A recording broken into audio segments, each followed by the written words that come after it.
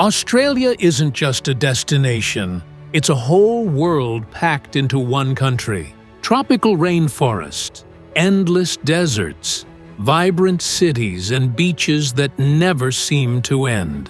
You can dive with whales, hike with incredible views, spot kangaroos in the wild, then grab dinner in a lively harbor city, all in the same trip. This is the ultimate travel guide to Australia. Everything worth seeing, doing, and knowing before you go. Australia is built for adventure. The country is designed around the outdoors, and there's something for every pace and every interest. The beaches are everywhere. You're never too far from the coast, and most of it is swimmable. Bondi, Whitehaven, and Byron Bay are just the start. Whether it's surfing, swimming, or just watching the waves, this country lives and breathes beach culture. The diving and snorkeling here are next level. The Great Barrier Reef is the most famous, but Ningaloo Reef is quieter and still packed with marine life. You can swim with manta rays, sea turtles, and whale sharks depending on the time of year. For hiking and nature lovers, there's no shortage of trails. The Blue Mountains in New South Wales offer cliffside walks and deep valleys.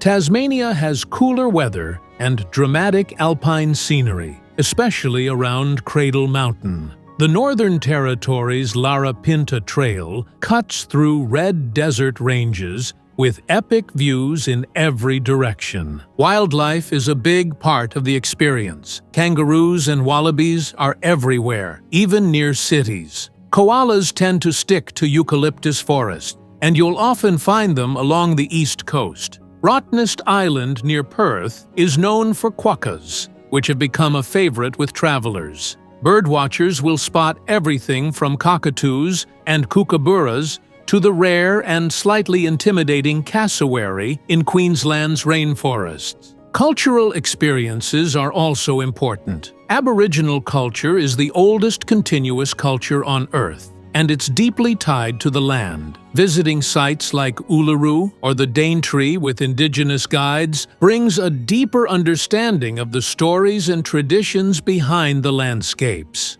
Art, dance, language, and ceremony are all part of this. For something faster-paced, city experiences deliver. Sydney has everything from food tours to boat cruises. Melbourne is known for its street art, cafes, and live music. Brisbane is growing fast and has a relaxed riverfront vibe. Adelaide has a mix of culture and wine, while Perth offers sunshine and easy access to the Wild West Coast. Adrenaline junkies won't be disappointed. Skydiving over coastal towns, whitewater rafting in tropical rivers, bungee jumping in cairns, and four-wheel driving across sand dunes are just a few of the options. If you prefer a slower pace, there's also wine tasting in the Barossa Valley, paddle boarding in Byron Bay, or taking a scenic train through the mountains.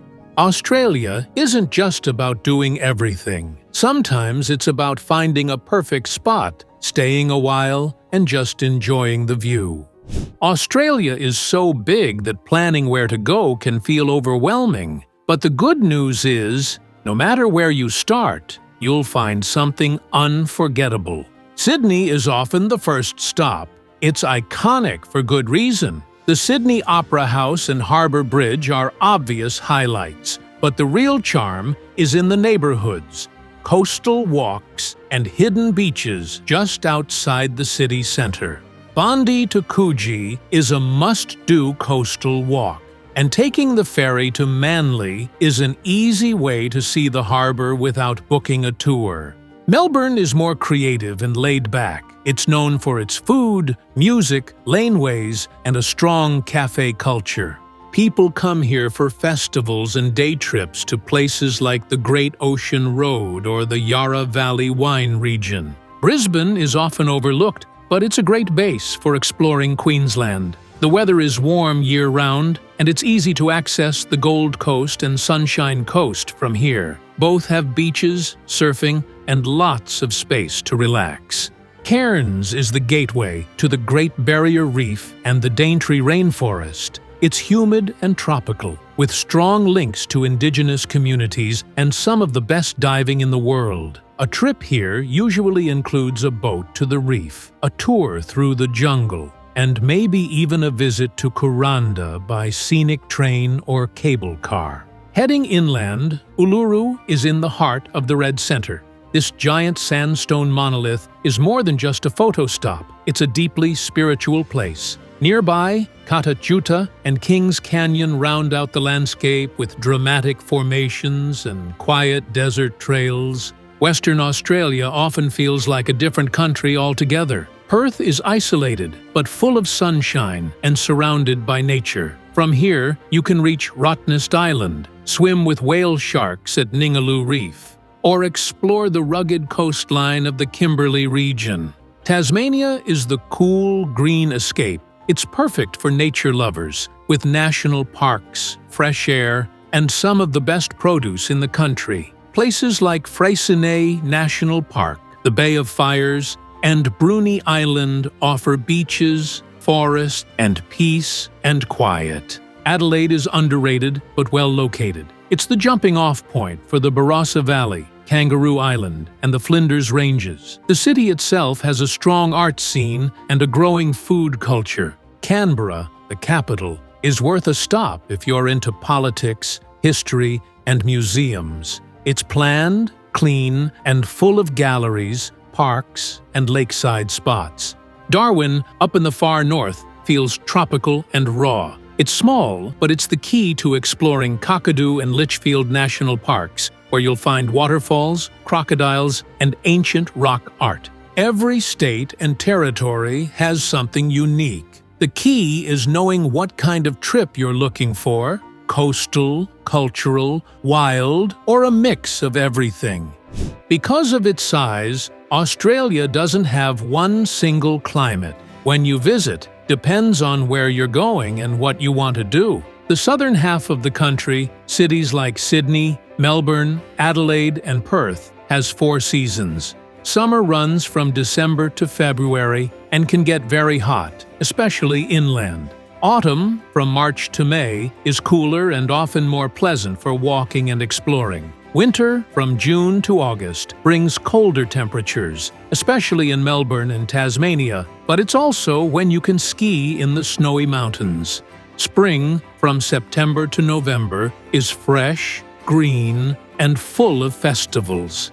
In the north, it's tropical. There are 2 main seasons, wet and dry. The dry season, from May to October, is the best time to visit places like Darwin, Kakadu, and Cairns. You'll get clear skies, lower humidity, and more wildlife activity.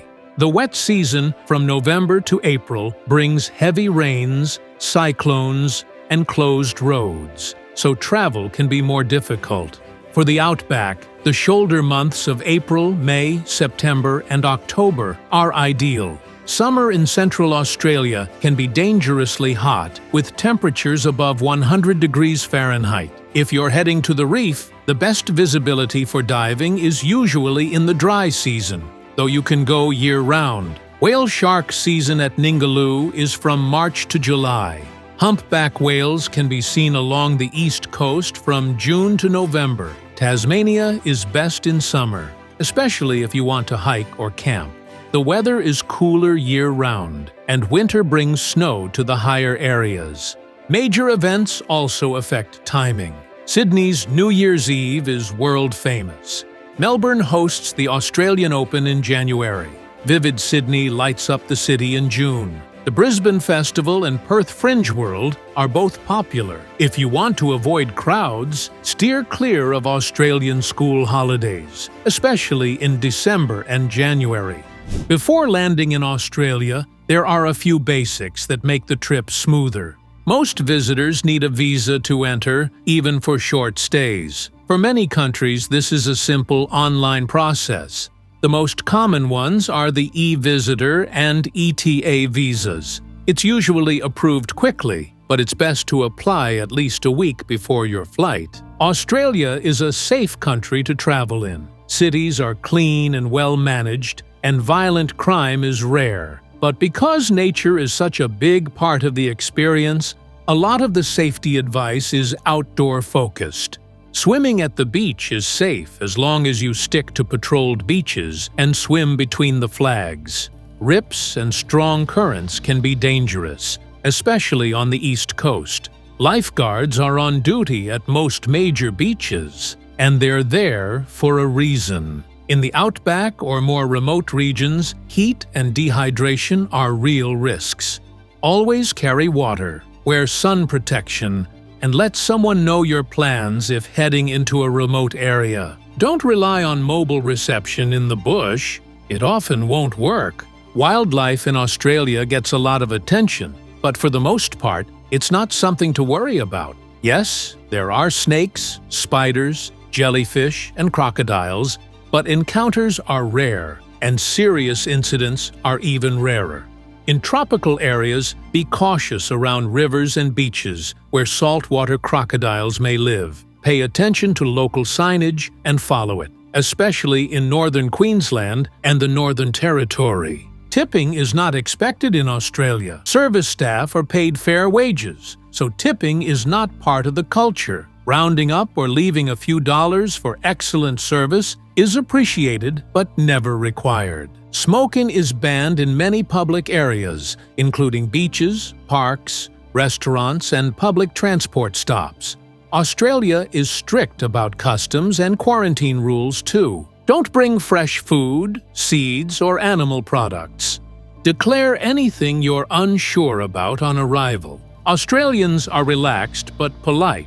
Saying thanks, cheers, or no worries goes a long way. There's a strong respect for nature, so leave no trace, respect wildlife, and follow local guidelines when visiting national parks or sacred sites. Traveling inside Australia takes some planning. The distances between major cities are massive.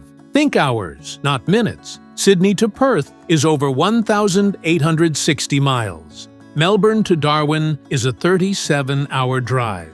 So choosing how to move around is important. For long distances, flying is the easiest and most time-efficient. Australia has a strong network of domestic flights, and several budget airlines offer competitive prices. Booking early usually gives the best deals. Major carriers include Qantas, Virgin Australia, Jetstar, and Rex. Road trips are popular for good reason. The roads are well maintained, and there's a freedom to explore at your own pace. The Great Ocean Road, Pacific Coast, and Red Center Way are just a few classic routes. If you're renting a car or camper van, check if you need a special license or insurance for driving in remote areas. Camper vans and RVs are a common sight.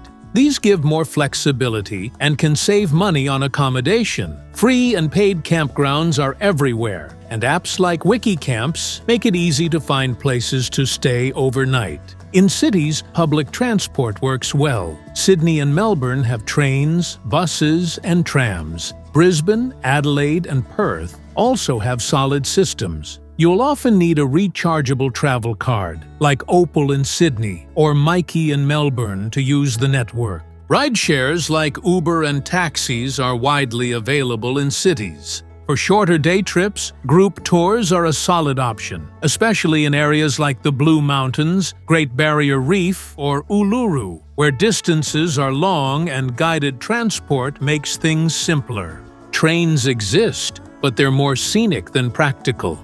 The Indian Pacific and the Ghan are famous rail journeys crossing huge parts of the country, but they're slow and expensive, more of a travel experience than transport method. In short, for cities, stick to public transport or rideshare. For longer routes, fly or drive. And if you're feeling adventurous, a camper van lets you combine travel and accommodation in one. Australia has a reputation for being expensive, and in some ways, it is. But it really depends on how you travel. It's possible to splurge, stick to a budget, or find a balance somewhere in between. Cities can add up quickly, especially if you're staying in central areas and eating out every day. But there are plenty of ways to keep costs down. Supermarkets are well stocked, public transport is solid, And there's a huge culture of road tripping, camping, and cooking your own meals. Hostels, shared rentals, and camper van parks give more value than traditional hotels. Cards and contactless payments are accepted almost everywhere, and cash is becoming less common in the bigger cities. Still, it's a good idea to carry some for remote areas, smaller shops, or local markets. Fuel, flights, and longer tours will eat up a decent part of the budget if you're covering big distances. But traveling slowly, spending more time in fewer places, is often more rewarding and more affordable. Some experiences, like diving the Great Barrier Reef or visiting wildlife parks, come with a price tag. But many of Australia's best moments are free. Watching the sun rise over Uluru, hiking coastal trails, spotting wild kangaroos, or swimming in a quiet bay with nobody around. Traveling in the off-season helps, and so does booking ahead.